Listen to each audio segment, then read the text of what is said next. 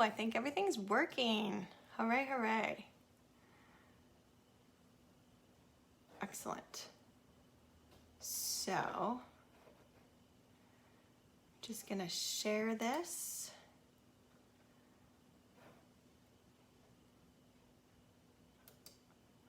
To get everybody to join. Some people are coming in. Excellent. Hello, guys.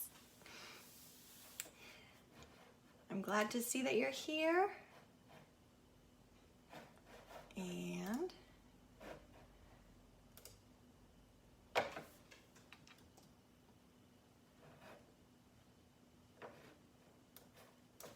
all right.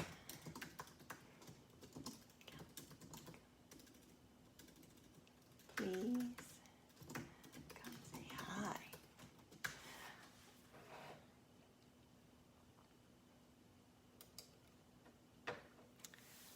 Yay, hello Jim. I think I see some other people. Excellent.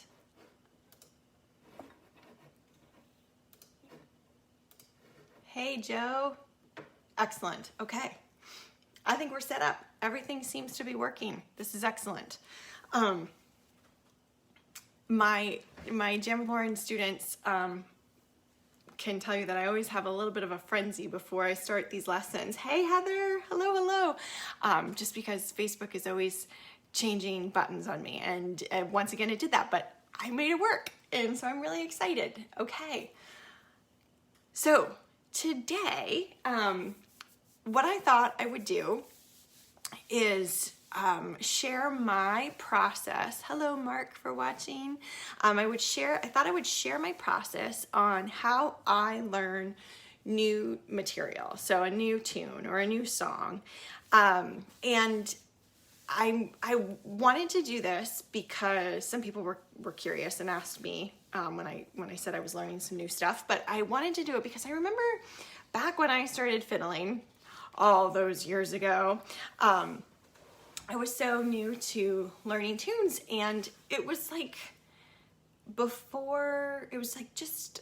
maybe just before the dawn of YouTube, and just how quickly how quickly you could access music. It was still, people were still really buying CDs, back in those days, and I would go to workshops and fiddle camps to learn tunes.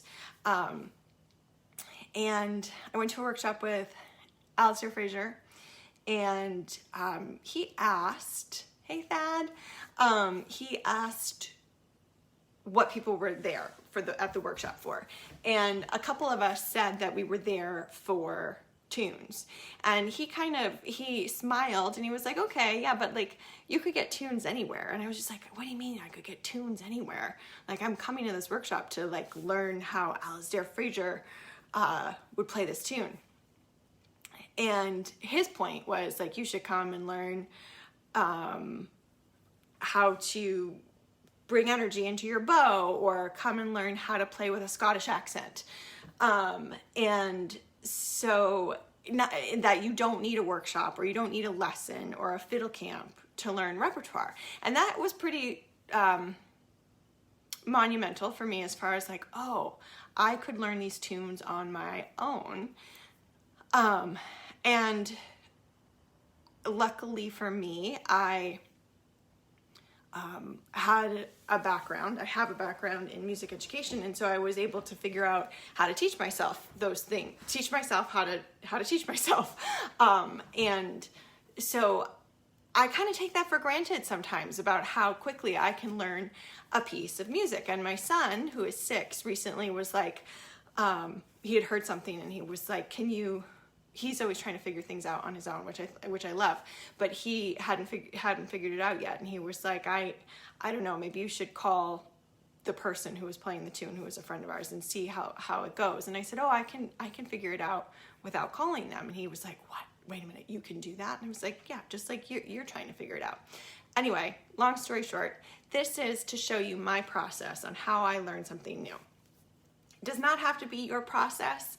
Hopefully there are a couple things in here that resonate with you, that the next time you're trying to work on something, you would find some of these ideas helpful.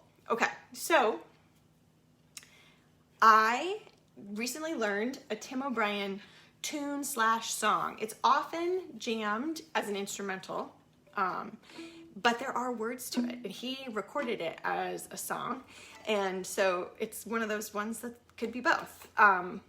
And so it's called The High Road, and he recorded it in the 80s, I think. It was an older Tim tune. And so I'll just play it for you as an instrumental right now.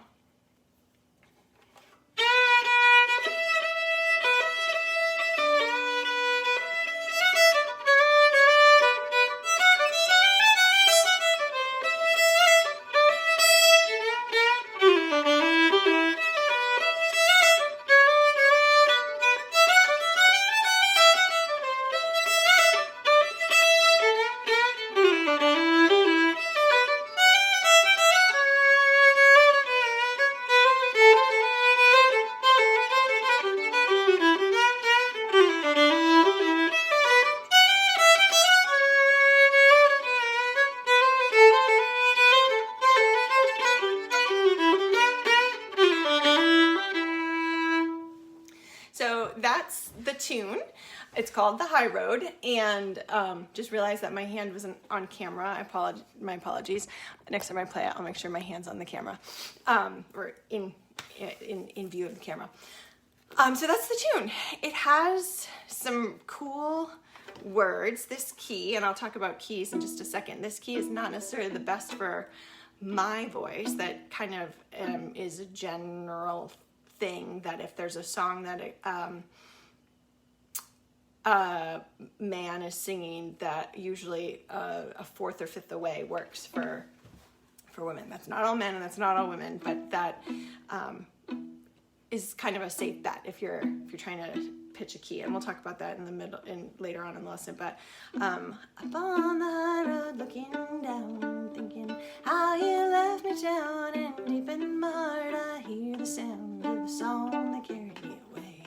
So as you can hear, it's really low for me, but the B part goes, we would come, let's see, we would come here years ago, and the signs that I didn't know, you look in my eyes and I would know that you would carry me away.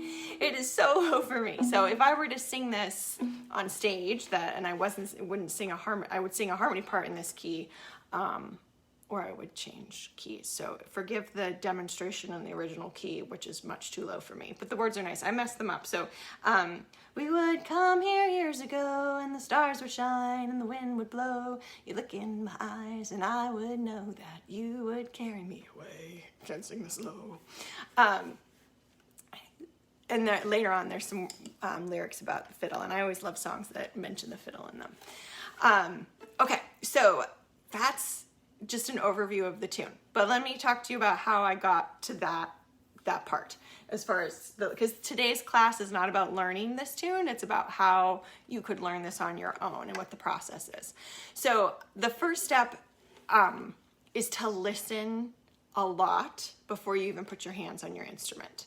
I just put it on repeat over and over and over again, put it in the background. If I'm doing dishes, have it on, just having it there so I can hum or sing, or I feel like I know where it starts and ends. I know what the A part is, I know what the B part is. I could maybe think about, this is clearly the first phrase of the A part, and this is the second phrase, this is the third phrase, this is the fourth phrase, or any of those phrases alike. Or if I move on to the B part, or any of the phrases that were used in the A part recycled in the B part. I'm a big fan of listening and identifying form before learning the tune. So I would listen to it. Sometimes I listen to it like an entire week before I start trying to learn it. I think actually the hardest experience for me as far as learning something is learning something cold that I haven't heard before, and I'm on the spot. And that to me is like a workshop, or something like going to a class at a fiddle camp, or going to a lesson where somebody's going to teach you a tune and you've never heard it before. I think that's the most challenging thing. But if you use some of the tools that I'm going to talk about, the techniques today in class, you can use these when you're on the spot or when you've listened to something previously for a long time. But the listening ahead of time is so helpful to making sure that it's just kind of ingrained and you know how the song goes. Hey, Mark. So make sure that you have a nice little playlist of all the stuff.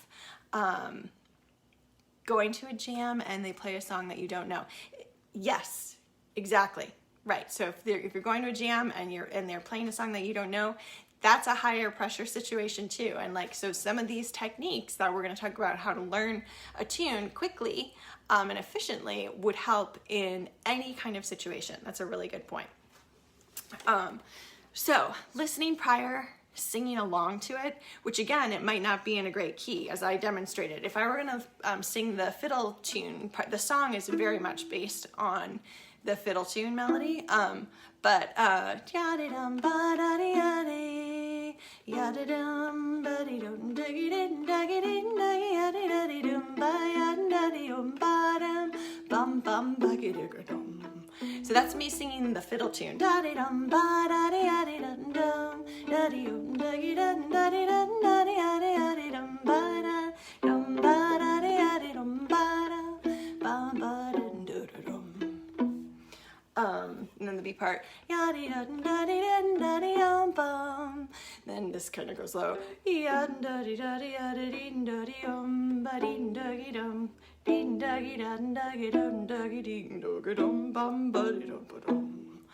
so again, it doesn't have to sound good when you're singing, really, when you're learning. It's the privacy of you learning and just singing along to the melody. It's going to be really helpful making the connections. I have a blog post called if you can you sing it, or because it's something about that, but sing it to play. If you can sing it, you can play it, kind of thing. So the prep is listening and singing ahead of time. Okay, so let's say hopefully you've had a chance to do that. The next part, everything else that we're going to talk about is a good point for whether or not you've heard it before or if you haven't. So the next step number 2, is to figure out the key. I mentioned blog posts. I also have a huge blog post on how to figure out the key. Actually, let me put that link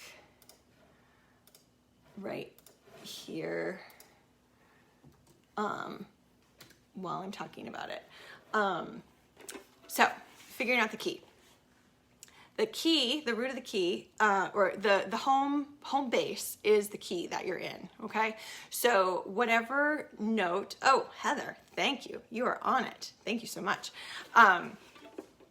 If you have your instrument, I have my fiddle, the note that's gonna sound the best is the key that you're in, okay? And it might not sound great for the entire time, but it's kind of the thing that weaves in and out of the song. And 92% of the time, it's the key, it's what the song will end on. So, not all the time, but 92% of the time is a high percentage. So, if you're listening to this tune, and I actually have it keyed up right here, and you could, remember, technically you haven't learned this tune yet, you don't know what it is. You just kind of hover around and try to find notes that sound good at the end. And then once you think you have the note that sounds good, try playing it all the way through. So let's see. This isn't very loud on purpose, but this is Tim's recording of the High Road. And so a lot of tunes are in the keys of D, G, and A. So I could try that. Let me try a D.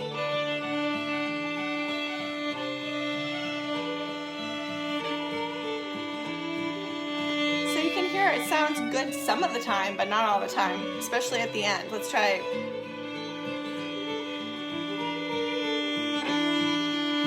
No, it didn't work at the very end. It sounded pretty good for most of it, but not all of it. Okay, so maybe I'll choose something else. Maybe I'll choose an A, because a lot of tunes are an A.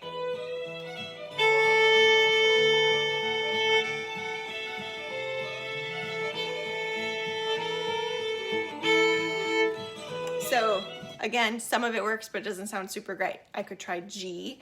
You could just keep trying. I'm not going to waste your time right now, but I want you to know that it's not a waste of time for you to do that. And I'm going to play the note of the key that we're in. Which also doesn't sound great the whole time, but it really sounds good at the end. Doesn't sound so good here.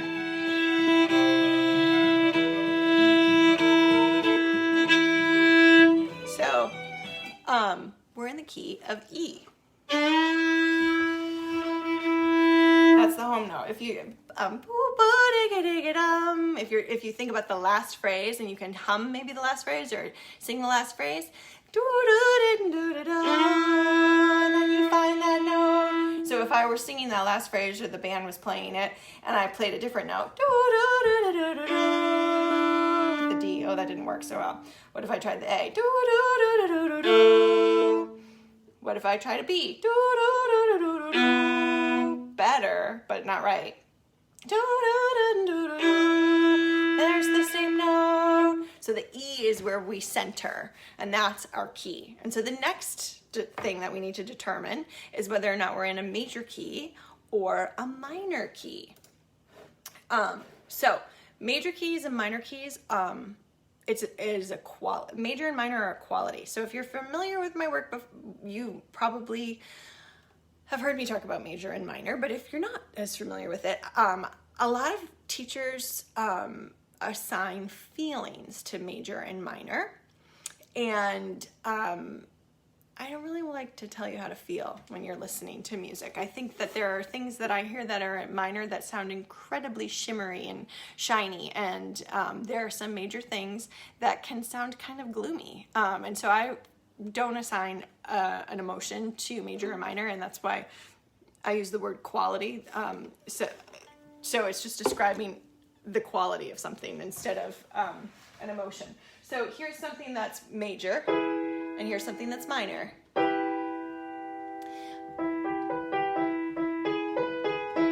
So the minor and then the major is lifted. And if you are familiar with how to build a scale, you can really quickly figure out what notes are in either an E major scale or an E minor scale. I have two instant download scale workbooks. So I would highly recommend getting those. Those are some freebies if you don't have them yet. But the quick story is that if you're building a major scale, there are half steps between the third and the fourth note and the seventh and the first note. So if I start on E, let me get my hand in here, and I put half steps between the third and the fourth note and the seventh and the first note.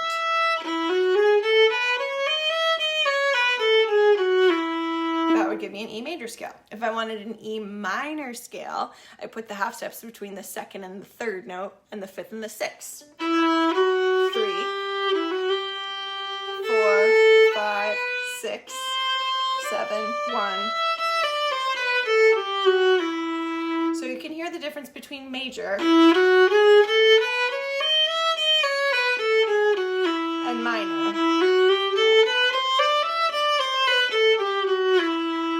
And really the difference is that where those half steps fall. And so if you know that the key is E, but you're not 100% sure whether or not it's major or minor, you could try playing one of those scales over the tune. It's not going to sound amazing, but you could be like, oh, I can hear that more of these notes, more like if I can hear that when I'm playing the minor scale, that's the same kind of quality of this tune. Or when I'm playing the major scale, that's the quality of the tune. So just as an example of me doing that, let me play the tune in the background again. If I played major,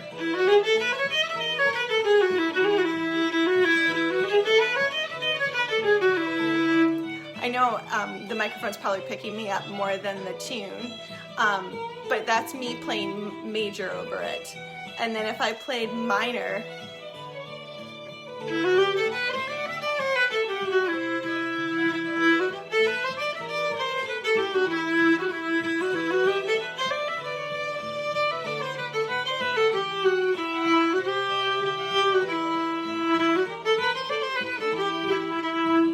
me just kind of only using the notes in the E minor scale and jumble, kind of playing at the same tempo, digga, digga, digga, digga, digga, digga, dum. And I can hear that more of the notes in the E minor scale match the tune than what happened when I was in the E, did I say A minor? Excuse me, E minor scale than the E major scale. And so we are in the key of E minor. Okay, so that was a long explanation. The more you do that with tunes, the faster that process will be. But so I determined that the tune is in E minor. And then, let's see, let me get back to Facebook here. Let's also, I want to just give you a link to the books. Oh. Why does it say that my video has ended? Are you guys still there? Are you still watching? What's going on?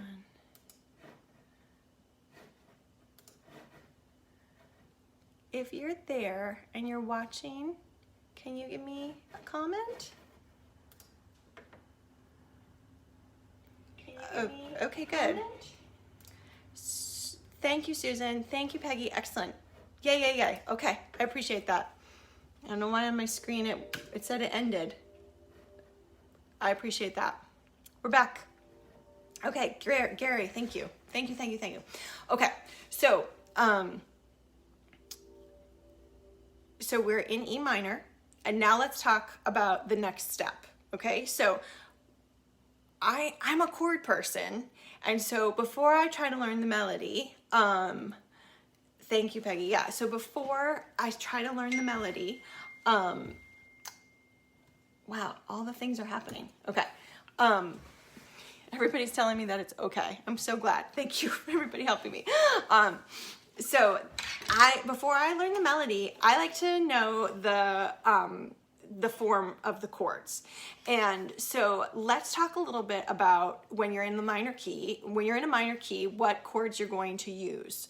So if you're in a major key and you're familiar with chords, the most common chords that we're using are 1, 4, and 5. And those chords are based off the first note, the fourth note, and the fifth note of the major scale. So if you know your scale and you just figure out the first, fourth, and the fifth note, even if you don't really play full chords, if you don't play the whole thing, but you just play the name of that, the number, the 1, 4, and the 5, you can do a lot with that. So those are the most common chords in a major tune. And the reason being is that the 1 chord acts as the home key, it lets everybody know what key we're in.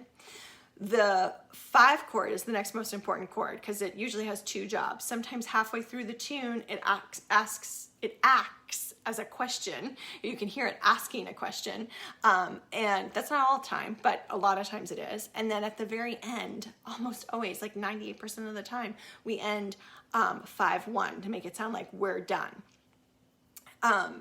So that's the 5 chord's big job.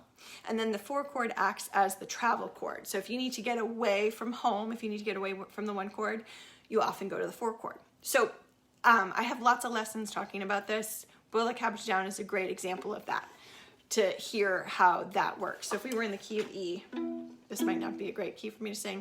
Boil, boil the cabbage down, bake those biscuits brown. The funniest song I ever did sing was Boil the Cabbage Down. So 1 travel to 4, 1 ask with 5, 1 travel to 4, and then we end 1, 5, 1. We are done. Okay, so that's kind of how the chords function. In a minor key, the 1 chord is still home.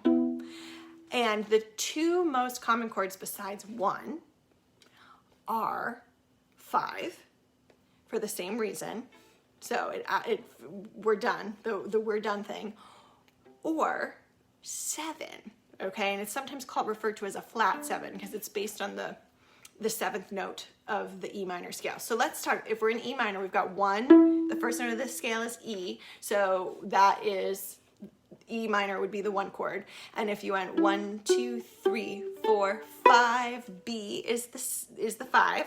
And then 6, 7, D is the 7 chord. So if you're in the key of E minor, the chords that you're most likely going to hear a whole bunch of would be E minor, the 1 chord, B, which is the 5, or D, which is 7. And the reason for that is because, this is a super duper theory thing right here, and you don't have to remember all of this. You can remember none of it if you don't want to.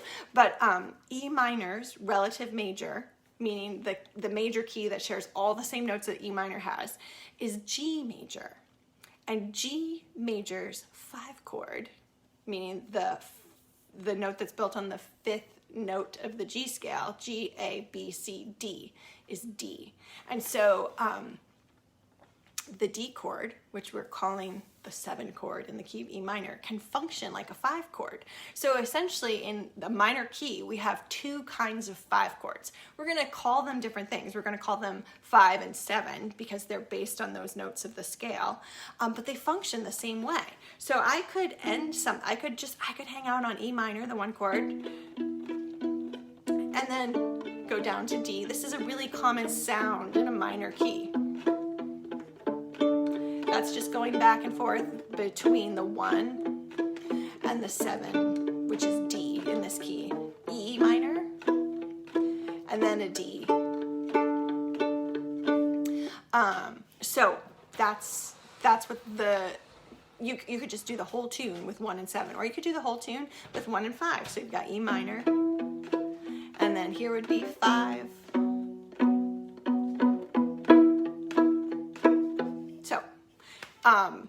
Now you could kind of mix it up, and that's ultimately what is happening in the song, the High Road song.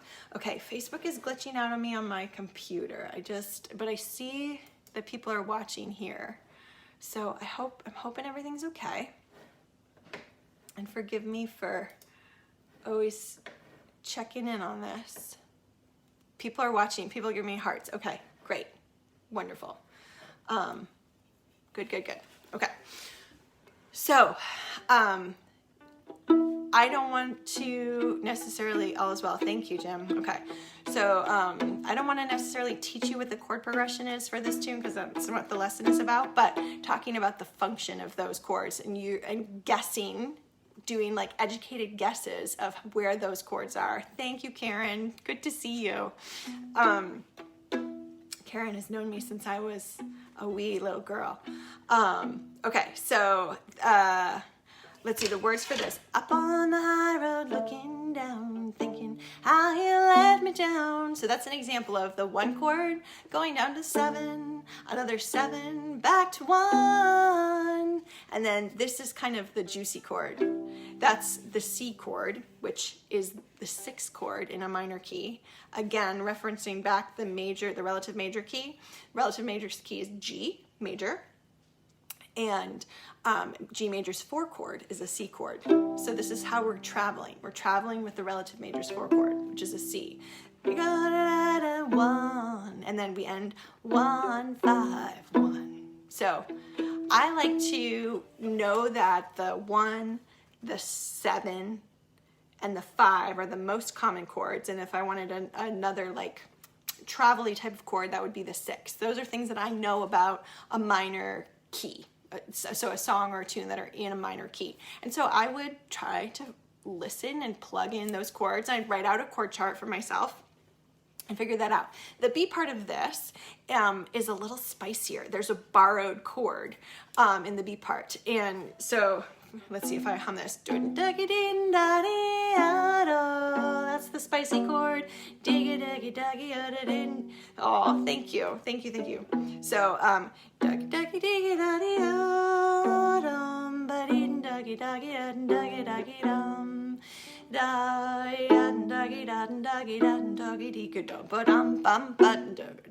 that end, that happens the same ending. So we've got 1, 5, 1.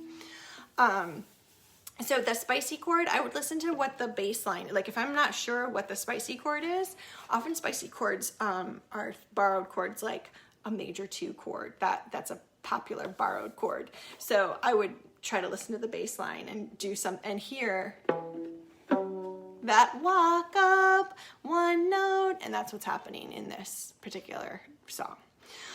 Okay, so figuring out what the chord progression is, charting that all out, okay?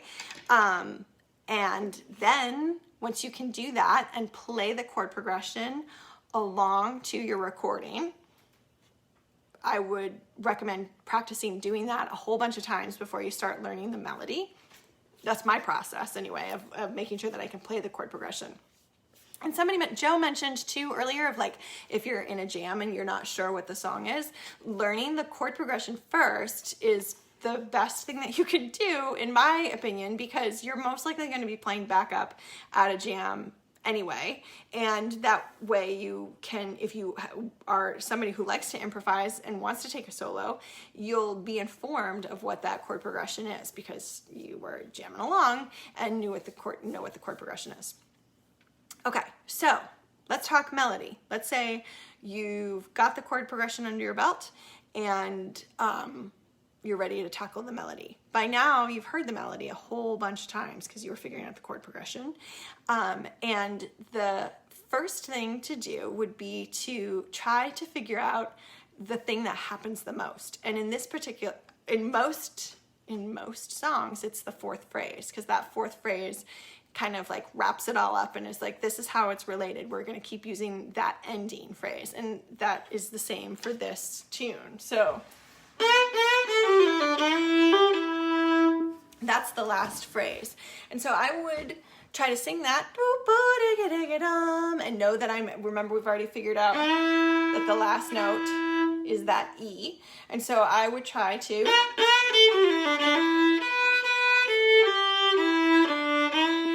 it's basically a scale. Skip the 2nd finger and come back to it. So I would listen all the way through a couple times and just make sure I would jump in. So if the tune was playing da di dum ba da di da da dim diggy dum diggy dum diggy dum diggy happy dum ba da di dum ba dum bum,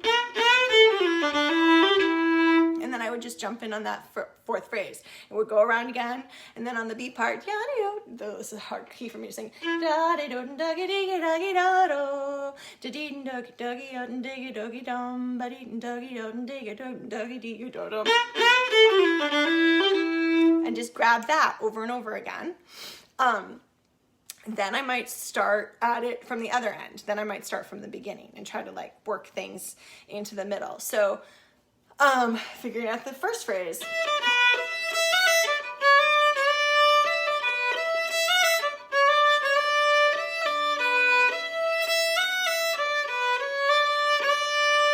So there's lots of software out there that could help you with this. I used to use Amazing Slowdowner a lot when I was first learning how to play tunes. Partly for the slowdown function, but also partly for the looping function. That was the biggest thing for me, that I could just hear the same phrase over and over and over and over again. When I use it now, I actually like it for changing keys, for singing along with people. But if you're somebody who the tune is going by and it's too fast, Amazing Slowdowner or some of the other software that's out there now, I can't remember the other names right now, but could be of some use for you. I'm also just, if you can sing it, then you can slow it down for yourself. So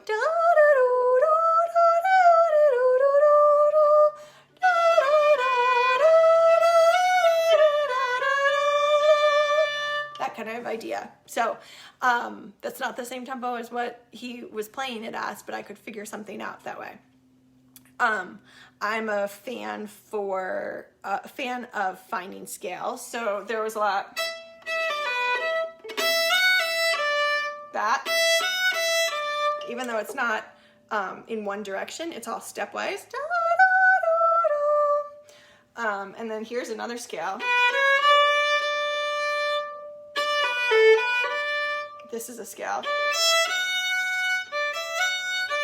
Here's a scale. And then, so that's not quite this. That's a little scale part that I found out before. Again.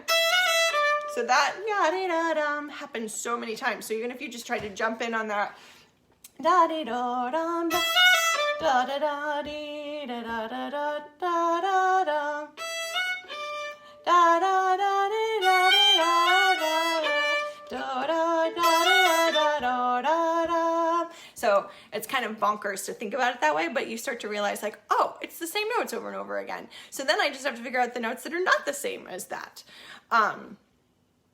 And yeah, stopping and singing is something that I think incredibly helpful. Okay, so let's say you have searched for patterns, you've popped in and out of the things that you can play, and you know the chords, and so you're finally like, okay, I'm playing along with the recording at whatever tempo it is that you have the recording set up, but you can play from the beginning to the end. Remember, I keep saying this, but I'm trying not to teach you a particular tune. Like, I'm trying to teach you how I would teach myself the tune. So listening a bunch, singing a lot, identifying what's the same and what gets used over and over again, and then what's different. And then it's kind of like, that's the part that I need to focus on.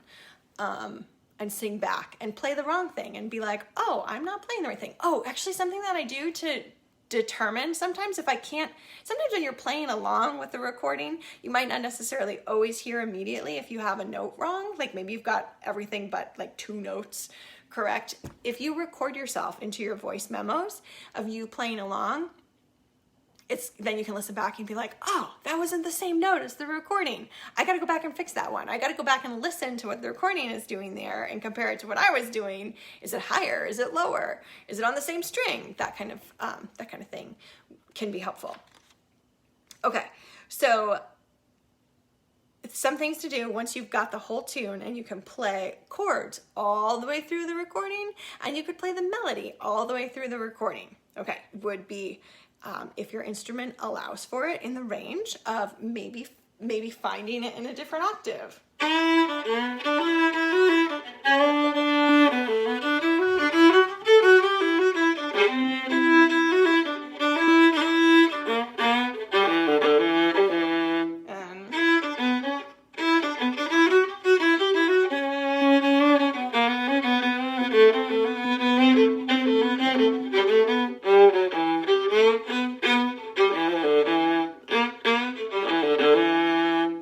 Finding it in a different octave would be a great thing for making sure that you understand it in a different place on your instrument. It definitely opens up more possibilities for if you're ever playing it in a jam or trying to take a solo on it. Excuse me, there wouldn't be a Jam with Lauren Live without the infamous bowl of tea. Okay, so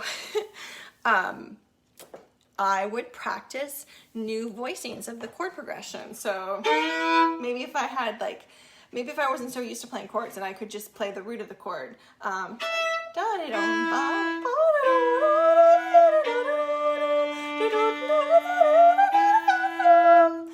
This high. Thank you. I love the viola tones too.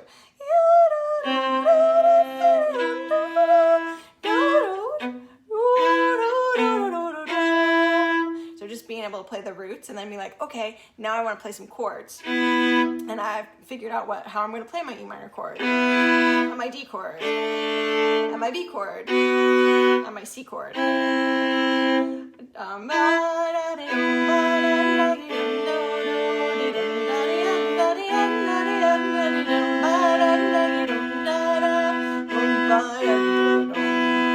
then you're like, okay, I've got that. Now let me see if I can come up with some different voicings of it, meaning like different ways to play the same chord.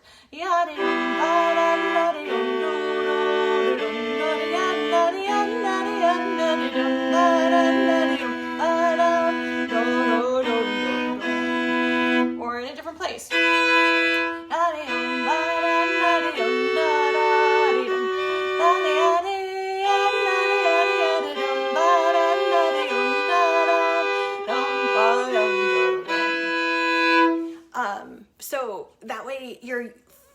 out where those notes are that could work for solos all over your instrument.